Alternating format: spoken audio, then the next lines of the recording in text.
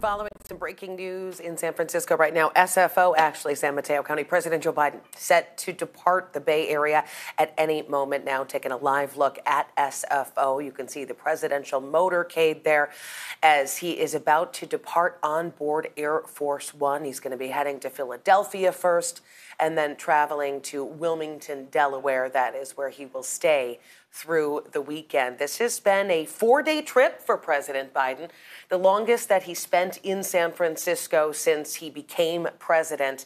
And it is, of course, a city that he is familiar with. He's made several visits here, but this was the longest. And of course, he was here for the APEC summit.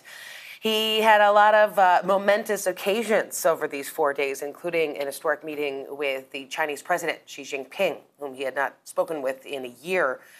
They were able to meet and hammer out a few agreements, some important agreements on things like fentanyl, on things like military communication. The two countries had not been in communication for some time. So those lines are now open. You can see he just departed, and he is climbing the stairs right now to Air Force One to be on his way after what was really a grueling schedule and big several moments for his presidency. I'm wondering if he's going to turn around. He got the presidential wave.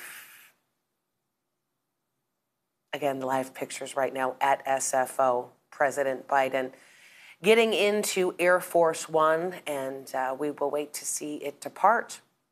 His wife was here as well for a couple of days. She was here to fundraise, which is what he usually does when he comes to the Bay Area. They call it the ATM for a lot of presidential candidates. And of course, he is the president and also a presidential candidate. We've been watching his polls, and they have not been looking very good. So this was, again, a monumental time for him to be able to try to up his standing here in the U.S. and also around the world with this very consequential conference, the APEC conference that we have been covering for you all week. Now, yesterday, the president addressed business leaders and the top CEOs, applauding the Bay Area for being on the cutting edge of technology. But as we've also been covering, not everybody was very happy with the president's visit. Yesterday morning, traffic brought to a screeching halt after protesters shut down the westbound lanes of the Bay Bridge for 4 hours, calling for a ceasefire in Gaza. And we've seen those protests pop up at several venues that the president has visited here in San Francisco. That has been one of the most major protest themes that we've seen, though we have seen several others throughout the 4-day trip here. The CHP eventually, in this one that we're talking about on the Bay Bridge yesterday, 80 people were arrested there, and they also towed dozens of vehicles that were used to block the lanes. And again, it took law enforcement 4 hours to clear that bridge well after the morning commute.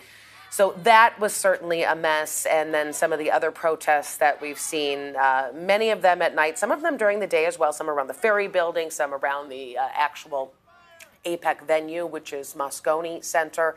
Those did some minor traffic disruptions in the city, but that Bay Bridge situation was certainly the most major traffic impact that we saw throughout the week. And today, APEC beginning to wind down.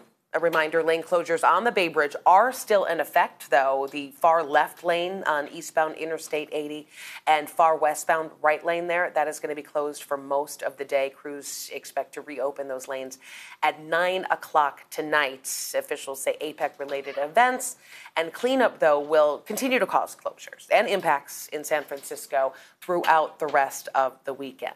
Now, protesters also gathered Tuesday after President Biden and the Chinese President Xi Jinping arrived in the Bay Area, some taking outside a fundraiser at the Merchants Exchange Club in the financial district. Also, hundreds of supporters and protesters who greeted the Chinese president at the St. Regis Hotel.